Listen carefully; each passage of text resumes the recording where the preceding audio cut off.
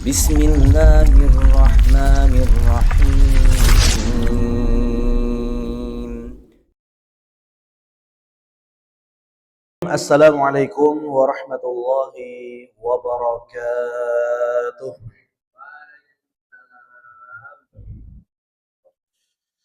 Alhamdulillahi rabbil alamin.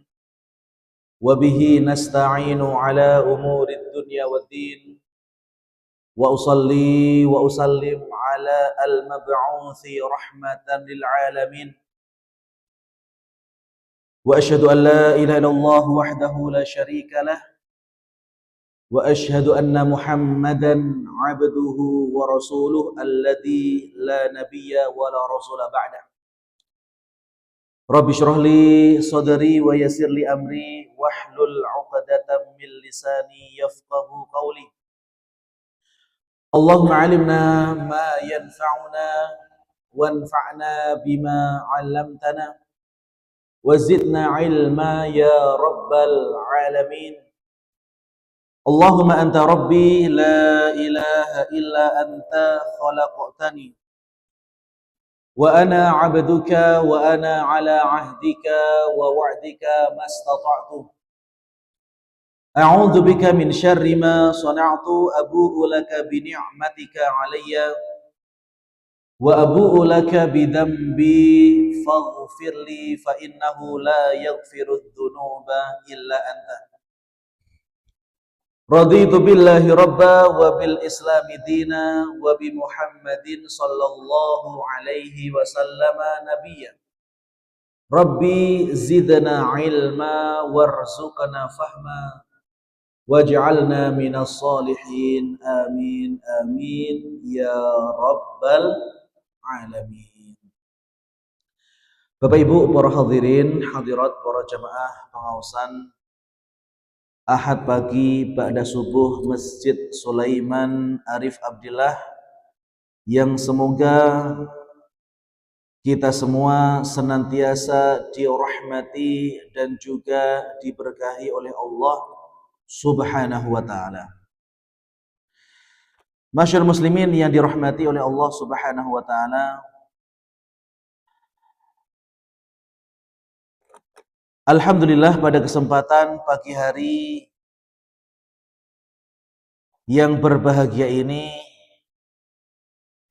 kita oleh Allah Subhanahu wa ta'ala masih diberikan karunia serta taufik dari Allah untuk bisa mengisi sebagian waktu-waktu kita dalam rangka beribadah kepada Allah. Kita hadir di masjid untuk melaksanakan sholat subuh secara berjamaah. Kemudian kita lanjutkan untuk mendengarkan tausiah untuk tholabul ilmi, yang perkara seperti ini Bapak Ibu mudah bagi orang yang dimudahkan oleh Allah dan berat abot bagi yang boten dipun mudahkan oleh Allah. Maka bagi kita yang oleh Allah Subhanahu wa ta'ala pada pagi hari ini dimudahkan untuk bisa datang di majelis ilmu, Bapak Ibu harus ngatah-ngatahaken bersyukur Bapak Ibu. Karena untuk bisa hadir di majelis ilmu semacam ini di pagi hari seperti ini tidak banyak tiang-tiang ingkang mampu. Abot Pak. Jangankan pengajian pada subuh Pak, salat subuh mawon kathah ingkang apalagi tadi malam Bapak Ibu teng Jati Prau niku wonten pawai son horeg mini Pak. Untung ada mininya Pak. Kalau nggak ada mininya berbahaya, horeg tenan Pak. Ya Allah ya. Jadi mobil kecil-kecil itu Pak Wita, mobil bukan mobil sih, mereka membuat miniatur nanti ditarik gitu, di atasnya ditumpuk 3 son, 4 son gitu. Wallahu alam dalam rangka apa? Mereka juga mau bikin acara itu gak izin dulu ke saya masalahnya. Itu masalahnya. Ya Allah. Ya. Jadi Bapak Ibu yang dirahmati oleh Allah Subhanahu wa taala, alhamdulillah ya ketika Allah memberikan taufik kepada kita untuk bisa bangun pagi, untuk bisa mengerjakan sholat subuh berjamaah di masjid di awal waktu, kemudian dilanjutkan dengan pengajian, ini merupakan nikmat ingkang agung. Ini merupakan nikmat yang sangat besar yang wajib untuk terus kita syukur. Alhamdulillah. Alhamdulillah, kalau bukan karena Allah maka kita tidak akan mampu. Kemudian yang berikutnya, sholawat beriring salam, marilah kita haturkan, marilah kita curahkan kepada uswah hasanah kita, kepada suri tauladan kita, kepada panutan kita, yaitu Nabi besar, Nabi agung, An-Nabi Muhammad sallallahu alaihi wa ala alihi wasallam. Semoga kita semua yang hadir pada kesempatan pagi hari ini dan juga seluruh pemirsa yang menyaksikan dimanapun Anda berada, semoga kita semua kelak pada yaumul qiyamah termasuk di antara umat Rasulullah yang nanti akan mendapatkan syafaat dari beliau. Amin ya rabbal alamin. Bapak Ibu yang dirahmati Allah Subhanahu wa taala, pagi hari ini insyaallah kita akan melanjutkan pembahasan kita dalam mengkaji kitab yang berjudul Syama'il An-Nabi sallallahu alaihi wasallam. Kitab yang isinya itu perkara-perkara yang sangat penting yang berkaitan dengan Nabi kita, kekasih kita, yaitu baginda Rasulullah Sallallahu Alaihi Wasallam, yang ditulis oleh Al-Imam Abu Isa Muhammad ibn Isa At-Tirmidzi rahimahullahu ta'ala. Dan pagi hari ini Bapak Ibu, kita sudah sampai di bab yang ke-43. Kita sampai di bab yang ke-43, masih melanjutkan tentang babun majaa fi shaumi Rasulillah sallallahu alaihi wasallam. Kita masih berada di bab yang menerangkan, yang membahas tentang bagaimana puasanya Rasulullah sallallahu alaihi wasallam. Jadi Bapak Ibu yang dirahmati Allah Subhanahu wa taala, pada pertemuan pekan kemarin kita sudah membahas sejarah daripada puasa itu, Pak. Di mana puasa yang kita lakukan di zaman sekarang itu sudah berbeda dengan puasa di zaman dulu. Sebelum syariat Islam datang, maka ada yang disebut sebagai puasa tidak berbicara. Sebagaimana kisah daripada Ibunda Maryam. Pak Wito supe pekan kemarin. Oh rekreasi, Masya Allah. Pantas Pak, kalau tinggal Pak Wito pundi nih Bangkong, kenapa temu nih? Ternyata rekreasi. Rekreasi temu di Pak Wito. Rekreasi kemana? Ke Surabaya, ke kebun binatang, nawa temu di Tulungagung ya, Masya Allah. Agak pagi ya, malam ya, malam. Ya. Nanti Pak Wito bisa cerita manfaat apa yang sudah didapatkan setelah rekreasi dari Tulungagung, Pak Wito. Sehat, Masya Allah. Alhamdulillah. Senam ya, Alhamdulillah. Ya. Oke. Masyaallah muslimin, Bapak Ibu. Jadi pada pertemuan pekan kemarin kita sudah jelaskan panjang lebar, tapi saya akan ringkaskan sedikit demi Pak Wito ini, Pak. Ya. Kasihan nanti Pak Wito belum dapat materi ini, Pak. Jadi zaman dahulu itu ada puasa-puasa yang syariatnya sudah dihapus dan tidak diterapkan lagi di zaman sekarang. Ya. Contohnya apa Ustadz? Contohnya adalah puasa tidak berbicara. Jadi zaman dahulu Ibu itu ada puasa di mana orang yang melakukan puasa itu, maka dia tidak berbicara belas meskipun satu kata dalam satu hari. Dalilnya apa? Di dalam Al-Quran Allah Subhanahu wa Ta'ala menceritakan bahwa ketika Ibunda Maryam hamil tanpa seorang suami,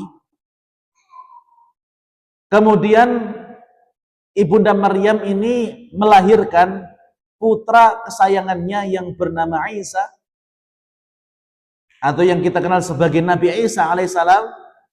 Maka Allah memerintahkan kepada Ibunda Maryam pada hari di mana Ibunda Maryam akan bertemu dengan orang-orang, pada waktu itu Allah memerintahkan beliau untuk tidak berbicara. Ya. Kata Ibunda Maryam bahwasanya beliau berpuasa pada hari itu, kemudian mengatakan apa? Lan ukallimal yauma insiya. Pada hari ini aku tidak akan berbicara dengan manusia. Yang dari ayat itu Bapak Ibu, para ulama ahli tafsir mereka menjelaskan bahwa sebelum syariat puasa yang dibawa oleh baginda Nabi itu ada syariat untuk tidak berbicara. Kemudian yang kedua, sebelum Nabi Shallallahu Alaihi Wasallam itu ada puasa boten ngiyup. Apa Pak bahasa Indonesianya boten ngiyup nih Pak? Tidak berteduh. Kalau hujan ya hujan-hujanan, kalau panas ya panas-panas. Jadi ada puasa pada waktu itu, yaitu apa? Orang itu tidak boleh terkena bayangan, tidak boleh masuk ke dalam rumah, tidak boleh berteduh. Pokoknya orang tersebut berada di bawah di bawah langit ya, di bawah sinar matahari dari pagi sampai sore. Dalilnya apa? Dahulu Nabi Shallallahu Alaihi Wasallam ketika beliau berceramah di dalam Masjid Nabawi, ya seperti yang kita lakukan pagi hari ini, ternyata pada waktu itu ada salah satu orang yang mendengarkan pengajian dari luar masjid. Orang tersebut tidak mau masuk masjid, orang tersebut ngadeg di luar. Kemudian Nabi SAW memerintahkan kepada para sahabat, kenapa orang itu di luar? Izinkan dia masuk. Maka setelah ditanya, ternyata orang tersebut berpuasa. Ya Rasulullah, innahu qad shoma, wahai Rasul, piantunipun sedang berpuasa. Maka Nabi SAW mengatakan, muruhu an yadkhulul masjid. Perintahkanlah dia untuk masuk ke dalam masjid, karena di dalam syariat Islam tidak ada itu puasa tidak ngiyup. Kemudian yang ketiga, di antara jenis syariat puasa yang dihapus Bapak Ibu atau dirubah waktunya, dahulu di awal-awal syariat puasa itu muncul di tahun kedua Hijriah. Pada waktu itu orang berpuasa, mulai berpuasa Bapak Ibu, bukan dari terbit matahari. Tapi dari kapan? Mulai ketika orang itu bangun tidur. Jadi kalau pada Isya, setelah panjenengan sholat Isya, setelah taraweh, kok tidur Bapak Ibu, maka mulai detik itu panjenengan tidak boleh makan dan tidak boleh minum. Ternyata masyarakat muslimin yang dirahmati oleh Allah Subhanahu wa Ta'ala, banyak sekali di antara para sahabat yang kemudian pada waktu malam hari, meskipun mereka sudah tertidur Bapak Ibu, tapi mereka tidak bisa menahan syahwatnya kepada istri-istri mereka. Dan banyak yang melakukan hubungan suami istri meskipun sudah tertidur, padahal itu tidak boleh. Karena pada waktu itu syariat puasa, mulai semenjak orang itu merem, tertidur, maka ketika bangun sudah wajib untuk menahan lapar, dahaga, makan, minum, dan segala hal yang membatalkan puasa sampai matahari terbenam. Tapi karena saking banyaknya kasus seperti itu, kemudian bahkan Umar bin Khattab pun Bapak Ibu melakukan hal itu, maka mereka pun curhat kepada Nabi Shallallahu Alaihi Wasallam. Sampai akhirnya Allah memberikan keringanan kepada mereka. Fal'ana khaffafallahu lakum wa alima anna fikum dha'fa. Sekarang Allah ringankan untuk kalian dan Allah tahu kalau kalian itu lemah. Ya. Akhirnya Allah Subhanahu wa Ta'ala mewajibkan puasa itu mulai dari terbit fajar. Ya. Mulai dari terbit fajar. Ya. Ketika kita sudah melihat fajar shodiq, maka mulai saat itu kita dilarang untuk makan, untuk minum, dan melakukan perkara-perkara yang membatalkan puasa dari terbit fajar sampai terbenam matahari. Jadi minimal Bapak Ibu, mukaddimah tentang bab puasa ini, panjenengan harus tahu 3 hal ini, Pak. Yang pertama, dahulu ada puasa, tidak berbicara dan itu dihapus. Kemudian yang kedua, puasa tidak niup, tidak berteduh, ya. Itu juga dihapus. Dan yang ketiga, durasi puasa yang kita lakukan Bapak Ibu itu sudah lebih pendek dibandingkan awal pada waktu saat puasa itu turun. Ya. Maka masyaallah muslimin yang dirahmati oleh Allah Subhanahu wa taala, kenapa kok Allah Subhanahu wa taala menghapus syariat-syariat puasa pada zaman dahulu, kemudian kenapa Allah memendekkan waktunya, durasinya? Karena Allah tahu Bapak Ibu, kalau kita tetap dipaksa untuk puasa sebagaimana puasanya orang-orang terdahulu, maka itu bertentangan dengan firman Allah Subhanahu wa taala sendiri yang bunyi apa? La yukallifullahu nafsan illa usaha. Allah tahu kalau kita tidak mampu, dan tidak mungkin ketika kita itu tidak mampu Bapak Ibu, kok Allah memaksa kita. Maka syariat yang tersisa sampai hari ini, yaitu kita menahan lapar, dahaga, dan segala hal yang membatalkan puasa dari terbit fajar sampai terbenam matahari. Ketika syariat ini ditetapkan untuk kita Bapak Ibu, Allah tahu kalau kita mampu. Berarti kalau ada orang yang pas Ramadan boten poso Bapak Ibu, berarti itu bukan dia tidak mampu, tapi dia ngelindoh. Tidak ada udzur, bukan orang yang haid, bukan orang yang lansia, bukan orang yang musafir, kok tidak poso Bapak Ibu. Berarti orang tersebut memang orang yang pemalas untuk mengamalkan perintah Allah.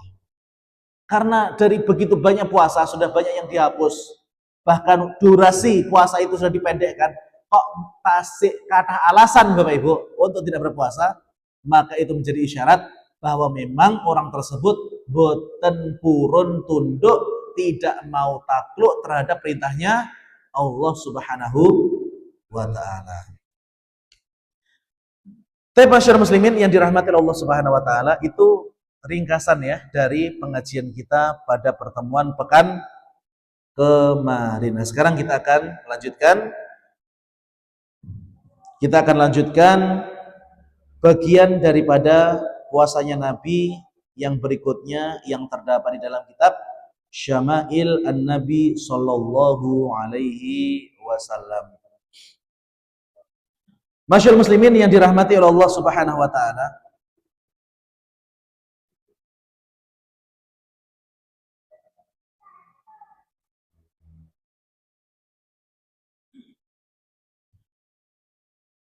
di dalam kitab Syama'il An-Nabi Sallallahu Alaihi Wasallam ini disebutkan Bapak Ibu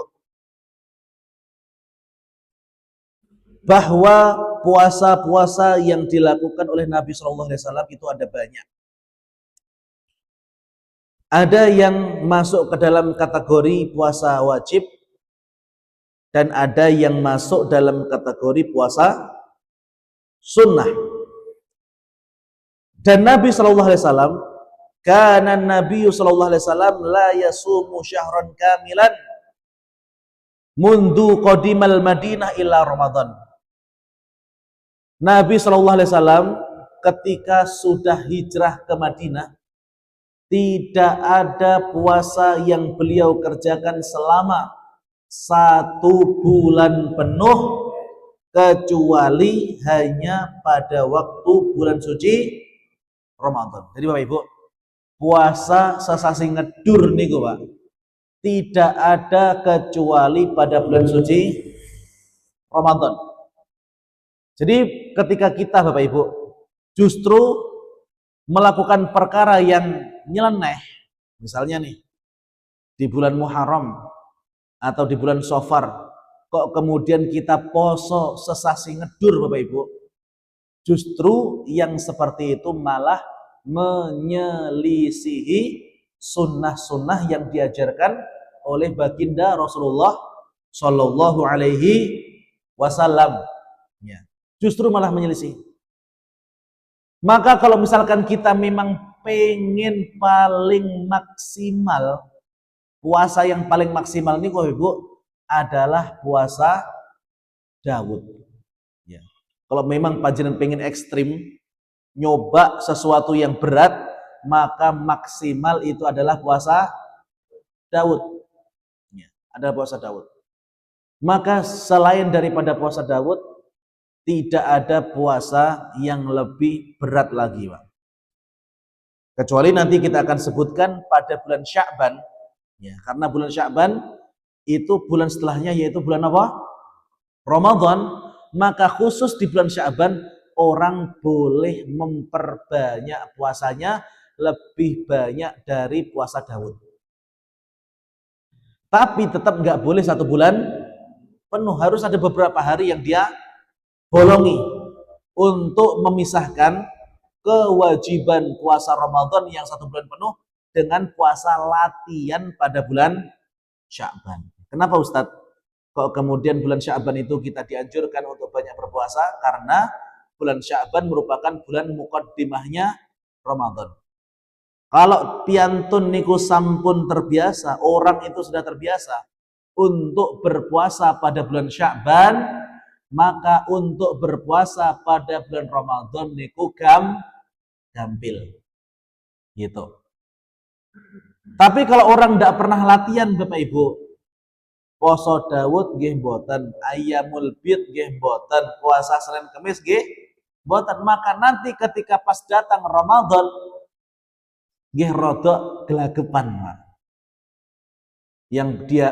Yang biasa di hari-hari biasa tidak pernah puasa, kemudian pas di bulan Ramadan kudu langsung poso sesasi ngedur, maka nanti yang ada adalah tubuh ini merasa berat. Maka sebagaimana benda-benda yang lain, Mbak, motor itu kalau tidak pernah dipakai selama seminggu, sebulan, kok ketika di starter nyala langsung digaspol, Pak, ya, nanti bisa turun mesin. Ya. Atau misalnya, pokoknya barang-barang apapun lah yang nggak pernah kita pakai, kok sekali dipakai itu langsung ngedur, ya, nanti akan cepat rusak barang itu. Nah, maka sama juga seperti tubuh kita, Bapak Ibu, tubuh kita. Kalau kita ingin maksimal Ramadannya, maka harus latihan di bulan-bulan sebelumnya. Gitu. Masyaallah muslimin yang dirahmati oleh Allah Subhanahu Wa Taala. Kemudian yang berikutnya, haddatsana Hannad, qala haddatsana Abdah an Muhammad ibn Amr. Qala haddatsana Abu Salamah an Aisyah qalat lam ara Rasulullah sallallahu alaihi wasallam yasumu fi syahrin aktsara min siyamihi lillahi fi Sya'ban wa kana yasumu Sya'ban illa qalila bal kana yasumuhu kullahu. Bapak Ibu yang dirahmati Allah, ini ada hadis yang diceritakan oleh Ibunda Aisyah, istri Nabi sallallahu alaihi wasallam kepada kita. Qalat, Ibunda Aisyah berkata, dan ini Pak, kalau ada hadis yang disebutkan oleh Ibunda Aisyah, maka ini merupakan info A1, Pak. Info apa? A1, Pak, ini. Benar-benar dari orang yang tiap hari bersama dengan Nabi. Apa kata Ibunda Aisyah? Lam ara, aku tidak pernah melihat Rasulullah SAW, yaitu baginda Rasulullah SAW, yasumu fi syahrin, beliau berpuasa dalam satu bulan, aktsara min siyamihi lillah fi Sya'ban, kecuali pada bulan Sya'ban. Jadi kalau dihitung Bapak Ibu, dalam satu tahun puasa sunnah yang dilakukan oleh Nabi itu tidak ada yang melebihi puasa pada bulan Sya'ban. Kalau Ramadan wajib, Pak.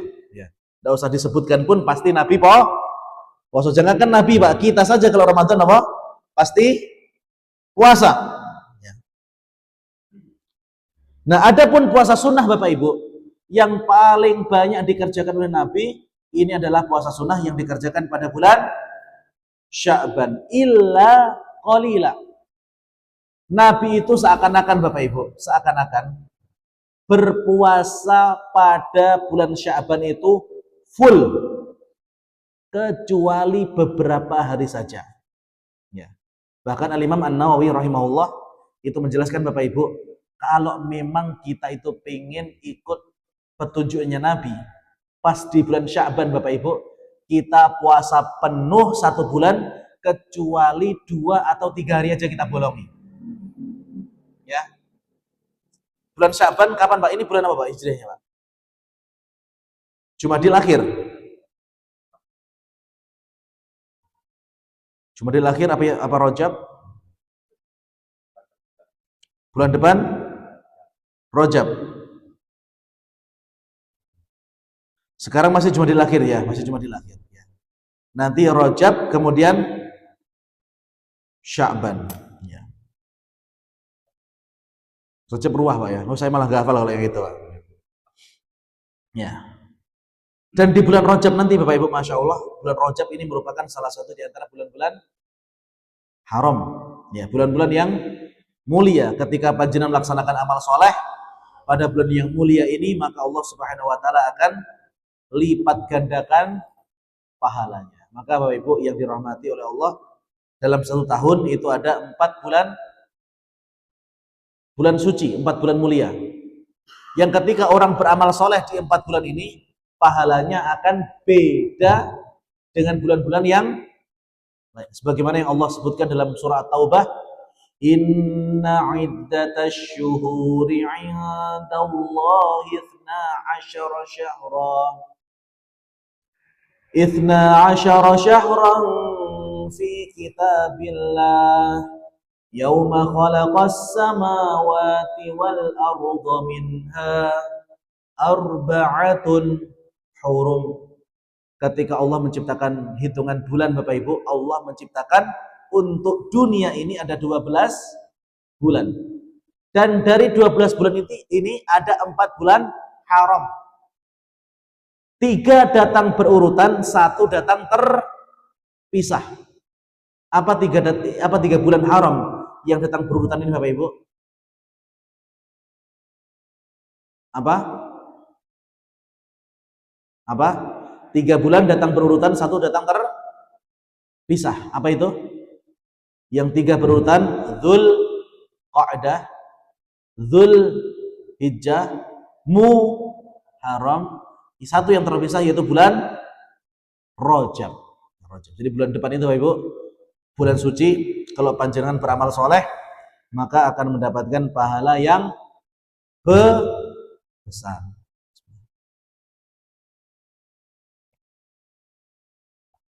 Monggo kali dipenunjuk Bapak Ibu kopinya.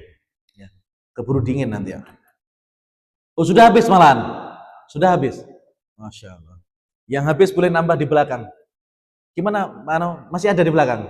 Masih ada. Monggo silakan ya. Pokoknya di Masjid Sulaiman ini ngopi ngaji nggih los, ngopi nggih los. Masyaallah muslimin yang dirahmati oleh Allah Subhanahu wa taala.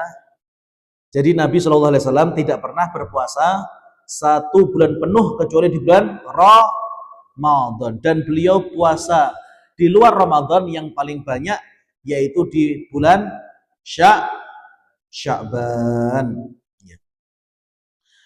Kemudian ini ada hadis, wa qallama kana yuftiru yaumal jumu'ah. Nah ini sekarang muncul pertanyaan, apa hukumnya orang yang pengen berpuasa pada hari Jumat? Boleh atau tidak Bapak Ibu puasa pada hari Jumat? Parang napa pembuatan? Lah Ustaz, tidak ngerti Ustaz, oleh apa orang lah aku yang tahu puasa Ustaz. Gimana Bapak Ibu? Puasa pada hari Jumat boleh atau tidak? Coba yang bilang boleh angkat tangan. Yang bilang tidak boleh angkat tangan. Kok beda ini, Pak? Gimana? Pripun anu? Mbah Haji Toha, monggo. Gimana? Panjenengan tadi bilang boleh ya? Boleh ya? Kenapa kok boleh, Mbah Haji? Karena nggak ada larangan. Ibu-ibu gimana, Bu? Bu, kok beda suami istri? Gimana ini? Ya. Baik, masyaallah muslimin yang dirahmati Allah Subhanahu wa taala, jadi gini. Kita itu kan punya 3 hari raya. Kalau di hari raya ini sebenarnya hukum asalnya panjenengan tidak boleh puasa, Pak. Contoh, Idul Fitri. Pas orang-orang sholat Id, setelah sholat Id, motek napa? Ingkung, motek lodo. Motek napa enggak, Pak? Motel lodo. Di Masjid Sulaiman motel lodo mboten anu, Mas Hafid. Nah, nanti diagendakan boleh ya. Mungkin satu keluarga itu kan 5 orang, nanti bawa 1 lodo sama nasi gurih ya, supaya setelah sholat itu enggak buru-buru apa? Kondur, supaya ngelompok dulu gitu kan, beberapa orang kemudian nanti makan.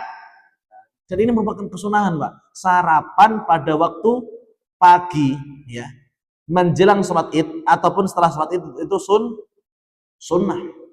Nah gitu. Ya kecuali kalau Idul Adha, sunnahnya memang daging yang pertama kali kita makan itu yaitu daging apa? Daging hewan korban. Makanya kalau sholat Idul Adha itu agak pagi, kalau sholat Id boleh agak siang, nah gitu.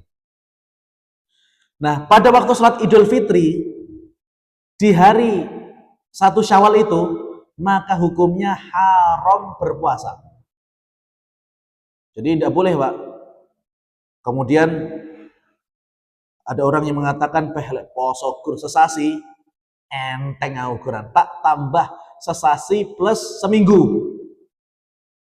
Maka ketika dia puasa di hari pertama Idul Fitri, alih-alih dia mendapatkan pahala, bahkan dia akan mendapatkan dosa. Kenapa dia mendapatkan dosa? Karena dia puasa di hari yang tidak tepat. Itu yang pertama. Yang kedua, pada saat hari raya Idul Adha plus 3 hari tasyrik setelahnya. Jadi pada panjen beleh lembu Idul Adha niku tanggal pinten Bapak Ibu? Tanggal berapa? Salat Idnya Idul Adha tanggal berapa? 10 Dzulhijjah. Berarti tanggal 10 tidak boleh puasa. 11 tidak boleh puasa. 12 tidak boleh puasa. 13 tidak boleh puasa. Tanggal 10-nya hari raya Idul Adha, 11, 12, 13-nya hari tasyrik. Kalau ada Pak orang yang nganyang, aku pokoknya bangga pengen poso ning tanggal 10, 11, 12 dan 13, maka alih-alih dia mendapatkan pahala, malahan akan mendapatkan dosa.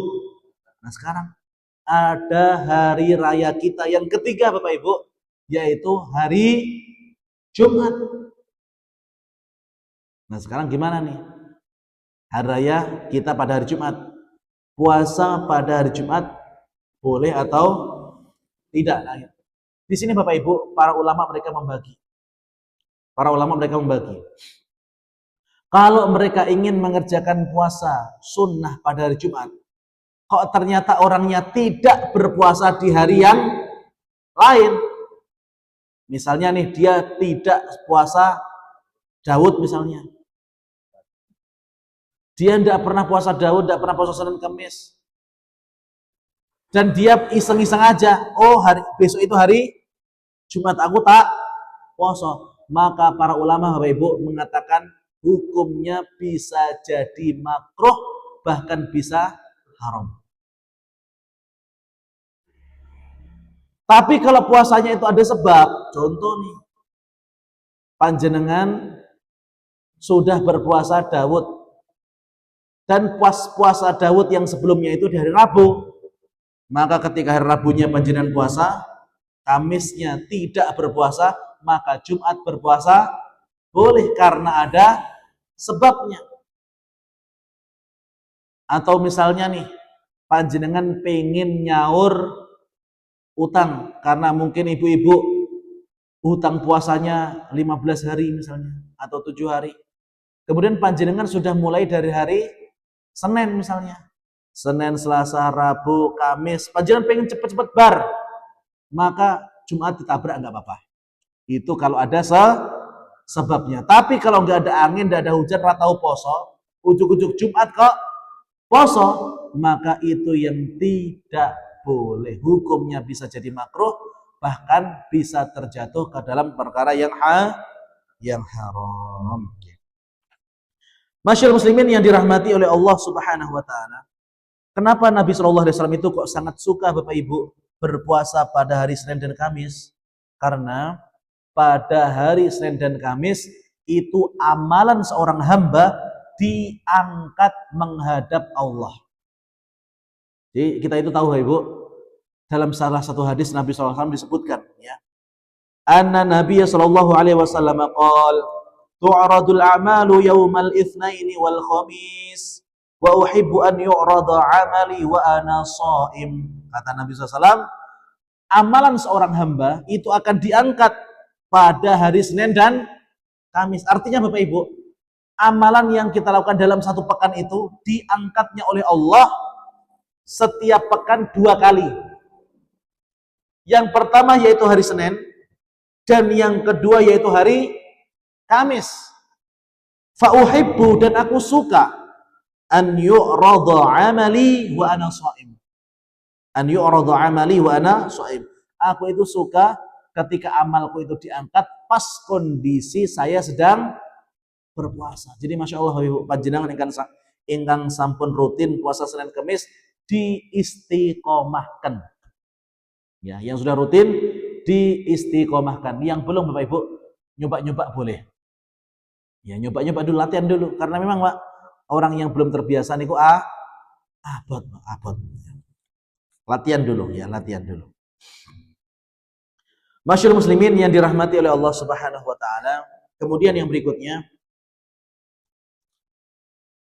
di antara hadis-hadis yang disebutkan oleh Nabi sallallahu alaihi wasallam dalam kitab ini yang disebutkan oleh Abu Isa atau Imam Tirmidzi, di antara puasa sunnah itu yaitu puasa Asyura. Puasa apa Ibu? Asyura. Disebutkan oleh Ibunda Aisyah, qalat, Ibunda Aisyah berkata, "Kana Asyura'u yawman tasumuhu Quraisyun fil jahiliyah." Dahulu Bapak Ibu, ketika di hari Asyura niku tanggal pinten? Hari Asyura tanggal pinten Bapak Ibu? Mana Pak? Kayak ada suara klasik hilang. Saya berusaha mendengarkan klasik hilang gitu. Puasa Asyura niku tanggal pinten? Tanggal 10 Muharram. Ya. Puasa pada tanggal 10 Muharram.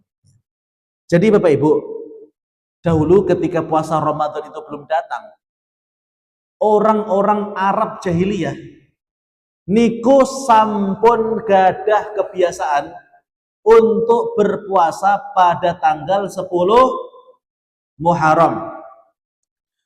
Wa kana Rasulullah sallallahu alaihi wasallam yasumuhu, dan dahulu Bapak Ibu, Nabi sallallahu alaihi wasallam bahkan sebelum beliau diangkat menjadi seorang nabi sampun rutin berpuasa pada tanggal 10 Muharram. Falamma qadimal madinata yasumuhu wa amara bisyamihi. Falamma ufturida ramadhanu kana ramadhanu wal fariidah wa turika Asyura faman syaa shamahu wa man syaa tarakahu. Jadi Bapak Ibu, di awal-awal Nabi menjadi seorang nabi, sebelum datang syariat puasa Ramadan, maka puasa Asyura itu hukumnya wajib.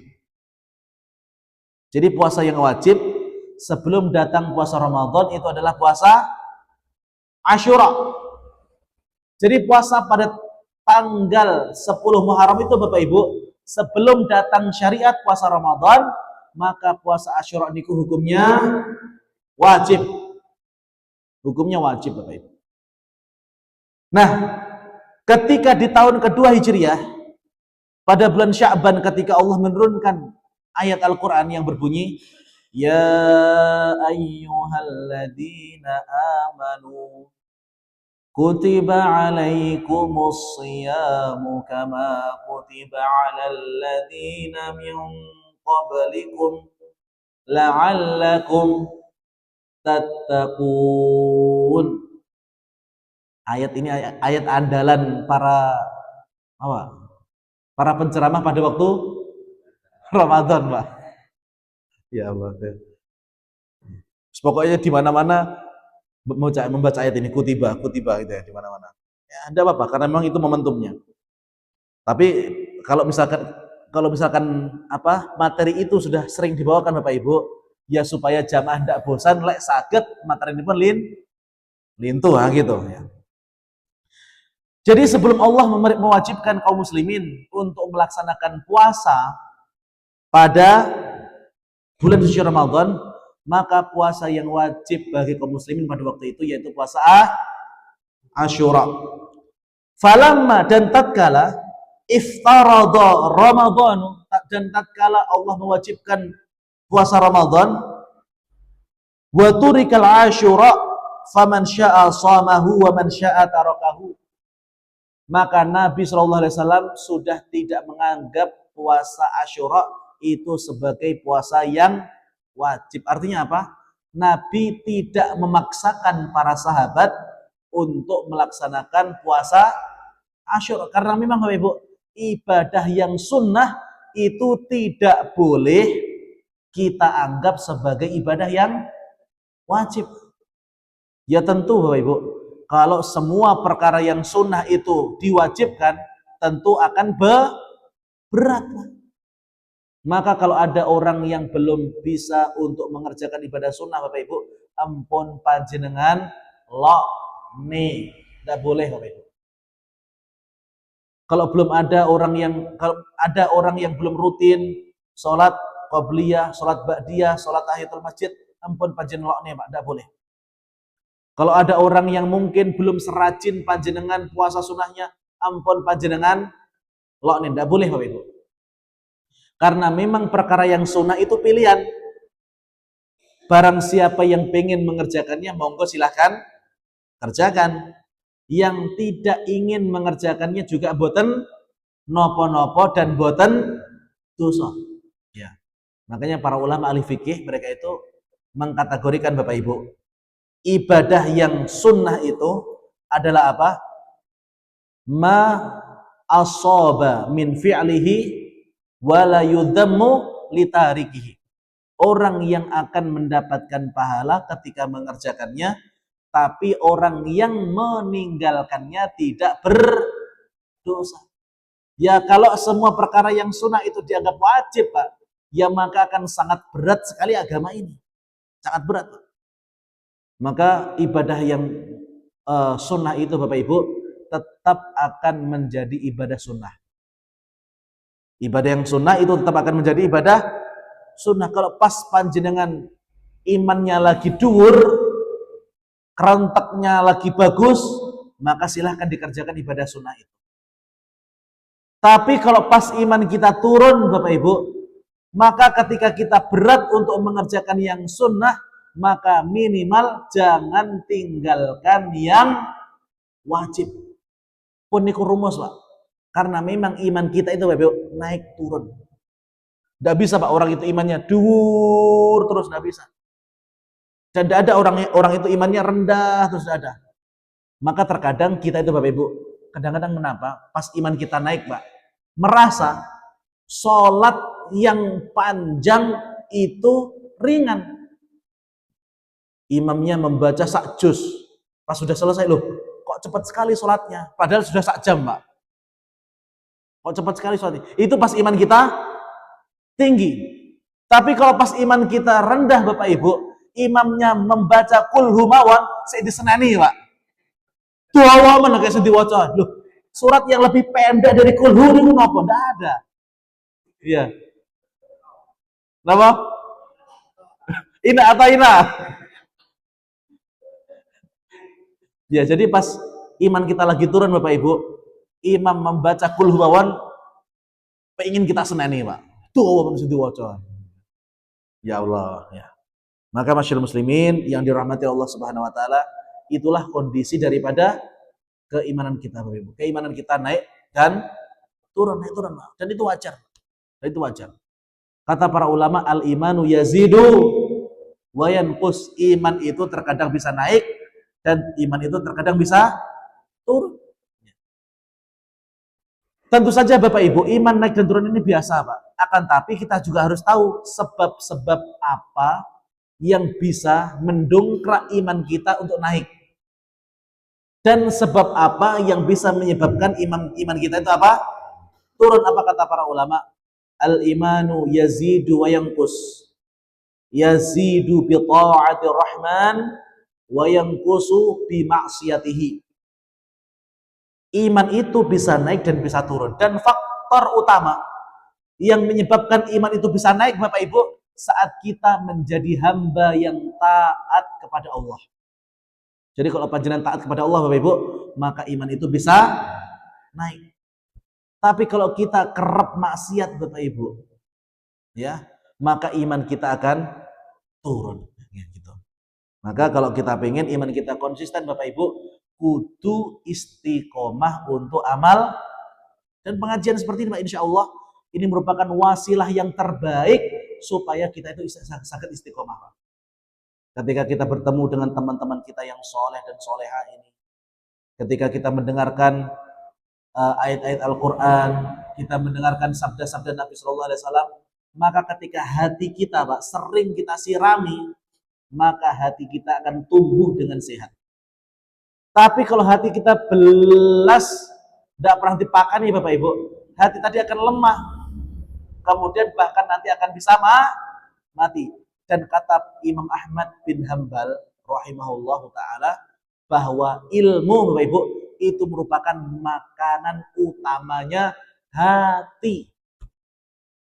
Ilmu itu merupakan makanan utamanya hati. Kalau makanan utama kita no Pak? Sego, coba bayangkan, panjenengan sesasi boten dahar sego. Lemes Pak. Ya. Pasar macul ning sawah alasannya apa? Lemes, harus sudah macul lah gitu. Tapi masyarakat muslimin yang dirahmati Allah Subhanahu wa taala, jadi dahulu puasa sebelum Ramadan itu yang wajib puasa apa? Asyura. Asyura niku tanggal 10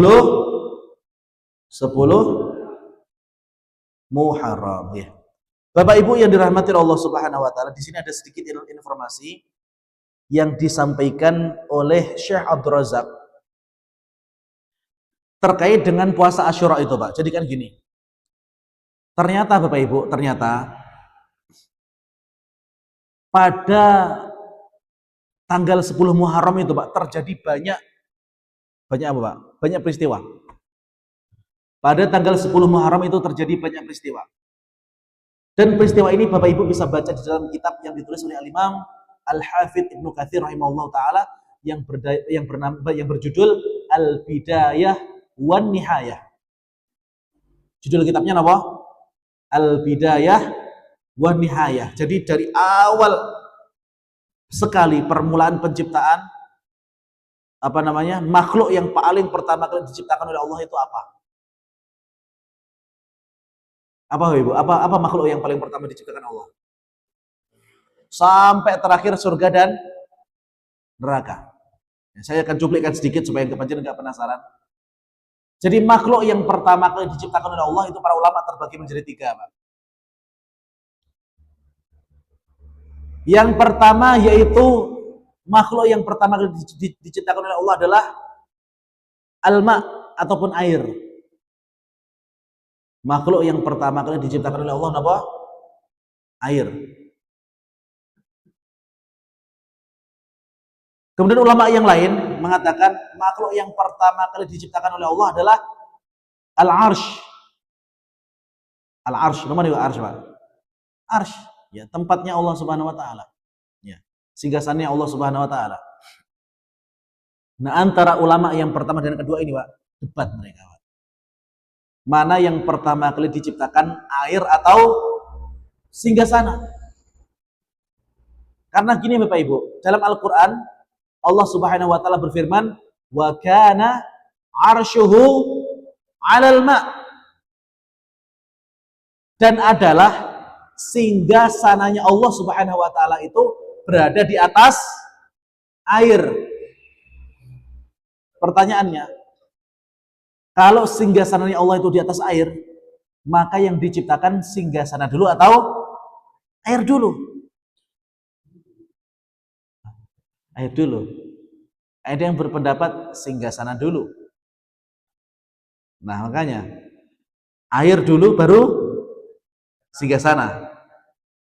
Atau singgasana dulu baru air, kemudian singgasana itu ditaruh di atas air. Sekarang Pak ya, sekarang contoh. Kalau panjenengan menganggap singgasana dulu baru air, sekarang Pak. Sekarang banyak sekali restoran-restoran di atas air. Panjenengan nate ke waduk mana itu Wonogiri? Gajah Mungkur. Nate mboten? Atau apa? Waduk yang pernah panjenengan datangi? Waduk Bendungan. Waduk Bendungan belum jadi. Katakan Bapak ya, di waduk Gajah Mungkur itu pertama, waduknya jadi dulu baru ada restoran, atau restoran dulu baru diisi air? Waduk dulu baru kalau restoran ya. Restoran aja. Maksudnya restoran yang di atas itu loh, di atas air itu loh. Ya, kalau misalkan alasannya singgasana dulu baru air, yaitu alasannya, Pak. Kalau air dulu baru singgasana, yaitu alasannya. Ya, gitu. Jadi air dulu baru apa? Singgasana. Tapi boleh jadi Bapak Ibu, Allah Subhanahu wa taala menciptakan singgasana dulu, kemudian mengisi tempat itu dengan air, kemudian singgasana taruh. Gampang, Pak. Gampang, Pak. Bagi Allah tidak ada yang sulit. Dan yang ketiga, ada ulama yang beda. Hal pertama kali yang Allah ciptakan yaitu al-qalam. Apa itu al-qalam, Pak? Pena. Wa amara an yaktuba maqadira kulli syai' hatta qiyamis sa'ah. Dan Allah Subhanahu wa taala memerintahkan kepada pena tadi untuk mencatat segala sesuatu yang akan terjadi sampai hari, bahkan Bapak Ibu, perkara yang kita lakukan hari ini atau perkara apa yang akan kita lakukan besok niku sedoyo sampun dipun catet dumateng penanipun Allah Subhanahu wa taala. Dan inilah Pak, kenapa kita itu tidak perlu risau terhadap kehidupan dunia, karena sebelum kita hidup, bahkan 50.000 tahun sebelumnya, takdir kita itu sudah dipun tulis. Jadi panjenengan pengen ngoyo brengkutan lek boten takdiripun nggih pangga boten entuk. Boten entuk, Pak. Panjenengan naksir kalih perempuan cantik, ayu, putih, dhuwur. Kalau wong wedok itu bukan takdiripun panjenengan, nggih boten mungkin rabi, Pak. Sudah lupakan mantan-mantan itu, Pak. Dilupakan, Pak. Berarti kalau yang menemani Anda saat ini adalah istri panjenengan, maka istri Anda itu merupakan wanita yang Allah pilihkan terbaik untuk Anda. Ya, itu yang terbaik, Pak, Pak. Itu yang terbaik. Ya. Karena Bapak Ibu ngapunten nggih, orang yang punya bojo wayu itu juga tidak semuanya positif, Pak. Ada Pak? Ada negatifnya juga. Biasanya wong wedok sing wayu niku, Pak, untuk ngeragati sedikit atau banyak. Bahkan baru-baru ada seorang artis sing bojone sugih, sing lanang yo ganteng, Pak. Itu setelah menikah 3-4 tahun jaluk pegatan. Kenapa? Karena nafkahnya hanya 20 juta. Berapa, Bu? Panjenengan berapa, Bu, sebulan, Bu? Panjenengan bayangkan, Pak, wes dingai 20 juta, dan itu, Pak, bukan uang dapur itu ya. Uang dapur sudah ada, uang kebersihan sudah ada. Memang 20 juta itu namun dipakai untuk jajan, Pak. Seku. Jadi Pak Wito, kalau panjenengan menikah dengan orang seperti itu gimana, Pak Wito? Urip kita, Pak, tambah soro, Pak.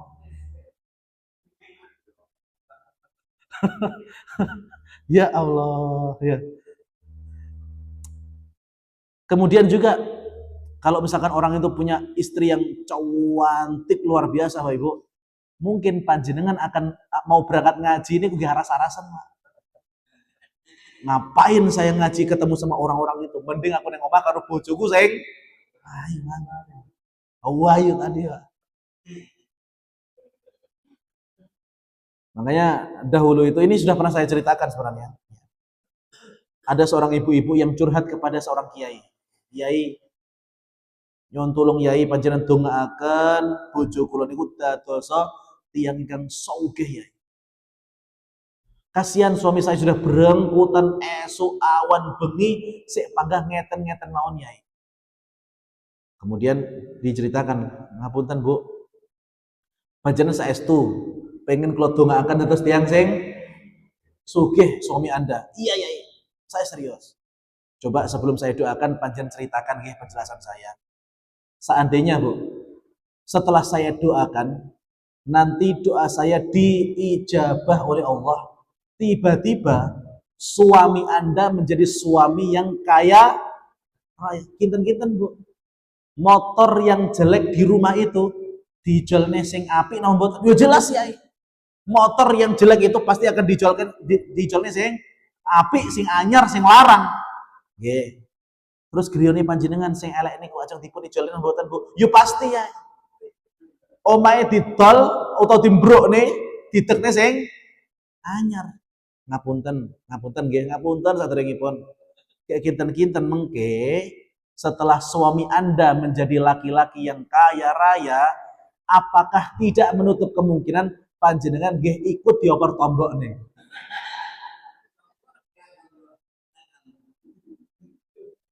Jangan sampai suami Anda itu mau bersama Anda sekarang karena memang kondisinya seperti itu. Jangan-jangan nanti pas sudah menjadi laki-laki yang kaya raya, levelnya, seleranya sudah bukan panjenengan. Maunya yang masih lebih muda, yang lebih cantik, yang lebih normal ya, Pak? Jangan-jangan itu. Ya. Maka langsung ibu-ibunya nggih lek ngoten Kyai panjenengan dongakne bojo kula ben panggah ngeten-ngeten mawon ya. Ora itu, Pak. Ya maka jangan-jangan, Pak. Kalau panjenengan sampean berangkutan enjing siang bengi kok panggah ngeten-ngeten, Pak. Coba Anda tanya kepada istri Anda, Pak. Jangan sampai sing dongakne panjenengan ngoten niku sinten, Pak? Bojone dhewe ya gitu. Ya.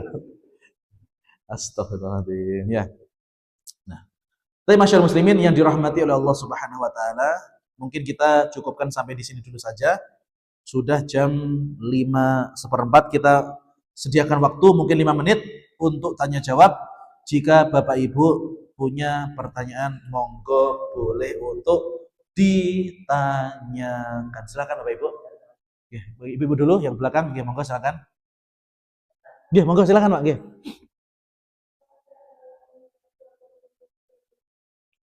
Ngapunten? Bagus. Jadi ada Bapak Ibu satu buku yang menerangkan tentang penyimpangan-penyimpangan yang terjadi pada bulan Rajab. Jadi ada yang mengatakan orang yang berpuasa pada pertengahan bulan Rajab nanti akan diampuni dosanya sekian tahun dan seterusnya. Dan mayoritas hadis-hadis yang menunjukkan keutamaan khusus pada puasa khusus atau amalan khusus pada bulan Rajab itu hadisnya dhaif ataupun palsu. Ya. Kalau memang kita mau ibadah Bapak Ibu, niatnya tidak beda dengan ibadah yang kita lakukan di luar bulan Rajab. Gitu. Nah, karena rata-rata hadis-hadis yang menunjukkan tentang keutamaan qiyamul lail pada malam nisfu Rajab ataupun puasa yang dikerjakan pada nisfu Rajab itu rata-rata hadisnya dhaif dan hadisnya palsu. Jadi Ustadz, apakah kita tidak boleh berpuasa di hari itu atau di malam hari itu? Tetap boleh. Dengan tanpa meyakini ada fadilah tertentu. Karena memang Bapak Ibu yang dirahmati Allah Subhanahu wa taala, niatnya ngeten mawon. Karena bulan Rajab ini merupakan bulan yang mulia, maka saya akan nambah amal soleh saya di bulan Rajab ini. Kalau biasa hanya sholat wajib, maka ditambah dengan sholat sunnah. Kalau biasa sholat tahajudnya hanya 4 rakaat, witir 1 rakaat, maka ditambah menjadi 6 rakaat, menjadi witirnya 3 rakaat seperti itu. Atau kalau infaknya biasa cuma 1000, pas Rajab ditambah jadi rong ewa gitu Pak. Pokoknya ada progres ataupun peningkatan. Karena kalau kita itu membaca banyak hadis Bapak Ibu tentang keutamaan amalan tertentu di dalam bulan Rajab, rata-rata amalan itu adalah hadisnya dhaif ataupun palsu. Mbak Tua, monggo silakan. Soal puasa tadi. Nggih.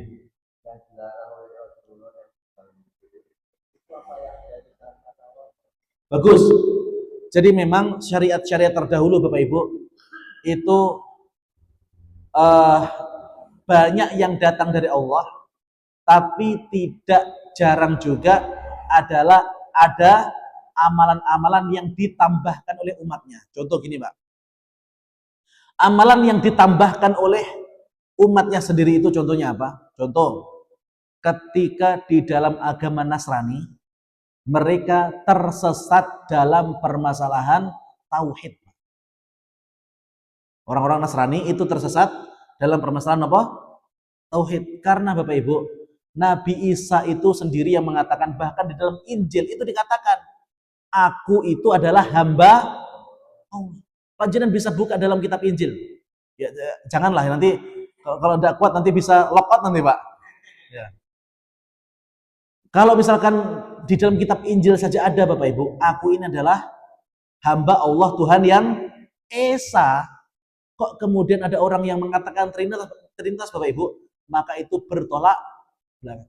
Bahkan sampai sekarang para pendeta itu tidak bisa menjawab kapan Nabi Isa mendeklarasikan dirinya sebagai Tuhan. Mereka tidak bisa jawab.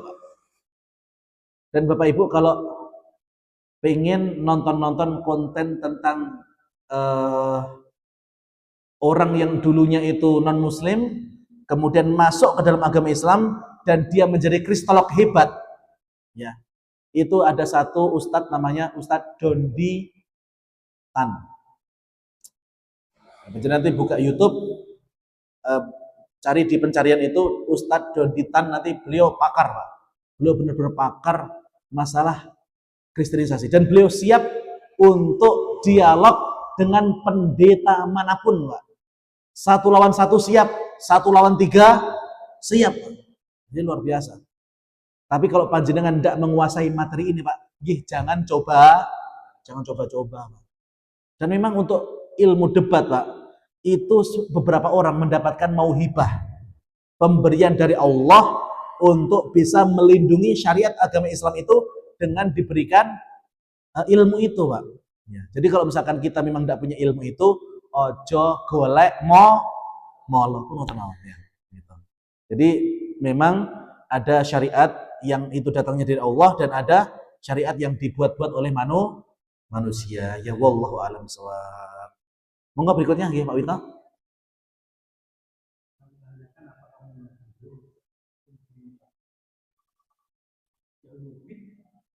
Ya, sudah kita jelaskan pada pertemuan pekan kemarin.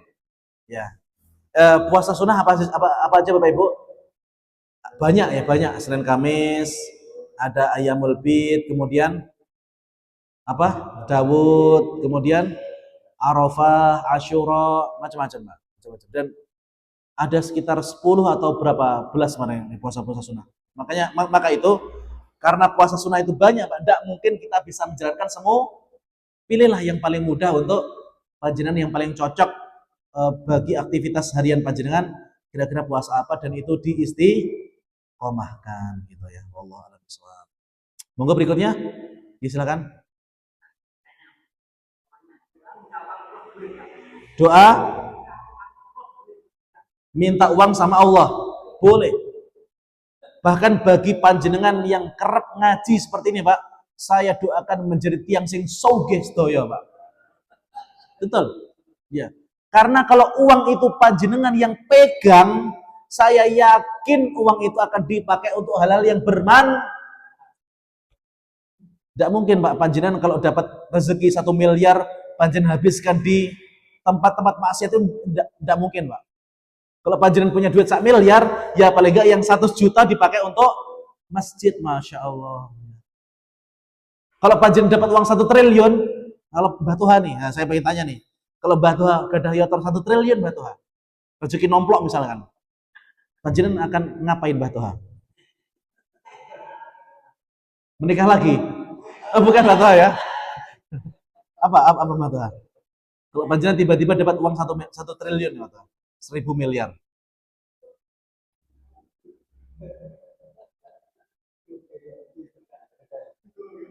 Pripun?